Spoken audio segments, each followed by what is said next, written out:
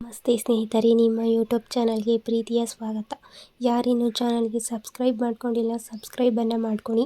ಇವತ್ತಿನ ವಿಡಿಯೋದಲ್ಲಿ ನಾವು 2024 ಮತ್ತು 25ನೇ ಸಾಲಿನ SSB ಸ್ಕಾಲರ್ಶಿಪ್ಗೆ ಯಾರೆಲ್ಲ ಅಪ್ಲೈ ಮಾಡಿದ್ದೀರಾ ಅವ್ರುಗಳಿಗೆ ಅಮೌಂಟು ಕ್ರೆಡಿಟ್ ಆಗುತ್ತಾ ಅನ್ನೋದ್ರ ಬಗ್ಗೆ ತಿಳ್ಕೊಳ್ಳೋಣ. ಈಗಾಗಲೇ ಸರ್ಕಾರದಿಂದ ಈ ವರ್ಷದ ಒಂದು ಸ್ಕಾಲರ್ಶಿಪ್ ಅಮೌಂಟ್ ಏನಿದೆ ಅದರ ಒಂದು ಅಮೌಂಟನ್ನು ಸ್ಯಾಂಕ್ಷನನ್ನು ಮಾಡಿದ್ದಾರೆ. ಈಗ ಅದು ಎಲ್ಲ ಒಂದು ವಿದ್ಯಾರ್ಥಿಗಳ ಖಾತೆಗೆ ಅಮೌಂಟು ಕ್ರೆಡಿಟ್ ಆಗ್ತಾ ಇದೆ. ಈಗಾಗಲೇ ಕೂಡ ಕ್ರೆಡಿಟ್ ಆಗಿರುತ್ತೆ. ಸೊ ಈಗಾಗಲೇ ಕ್ರೆಡಿಟ್ ಆಗಿರೋವಂಥದ್ದು ಯಾವ ರೀತಿ ಆಗಿದೆ ಅಂತ ನೋಡೋದಾದರೆ, ಅವ್ರಿಗೆ ಬಂದು ಒಂದೇ ಸಲ ಅಷ್ಟು ಅಮೌಂಟ್ ಬರೋದಿಲ್ಲ. ಫಸ್ಟ್ ಟೈಮು ಒಂದು 8,000, ಸೆಕೆಂಡ್ ಟೈಮು 10,000 ಅಥವಾ 15,000 ಈ ರೀತಿ 2 ಅಥವಾ 3 ಕಂತುಗಳಲ್ಲಿ ನಿಮಗೆ ಅಮೌಂಟನ್ನು ಅವರು ಕ್ರೆಡಿಟನ್ನು ಮಾಡ್ತಾ ಇರೋವಂಥದ್ದು.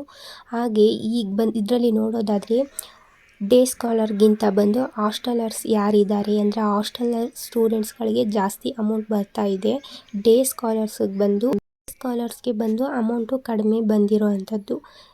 ಸೊ ಹಾಸ್ಟೆಲರ್ ಸ್ಟೂಡೆಂಟ್ಗೆ ಬಂದು ಗರ್ಲ್ಸ್ಗೆ ಬಂದುಬಿಟ್ಟು ಈಗ ನೋಡೋದಾದರೆ SC/ST ಸ್ಟೂಡೆಂಟ್ಸ್ ಆಗಿರೋಂಥ ಗರ್ಲ್ಸ್ಗೆ ನೋಡೋದಾದರೆ 25,000 ರೂಪಾಯಿ ಹಾಸ್ಟೆಲಲ್ಲಿ ಇರೋವಂಥವ್ರಿಗೆ ಬಂದಿರೋಂತಹ ಒಂದು ಅಮೌಂಟ್ ಆಗಿರುತ್ತೆ. ಅದೇ ಡೇ ಸ್ಕಾಲರ್ಗೆ ನೋಡೋದಾದರೆ ಅವರಿಗೂ ಕೂಡ 15,000 ಈ ರೀತಿ ಅಮೌಂಟು ಬಂದಿರೋವಂಥದ್ದು. ಇದು ಬಂದು ನಾನು ಆಗಲೇ ಹೇಳಿದಾಗೆ ಒಂದೇ ಸಲ ಬಂದಿರುವಂತಹ ಅಮೌಂಟ್ ಅಲ್ಲ.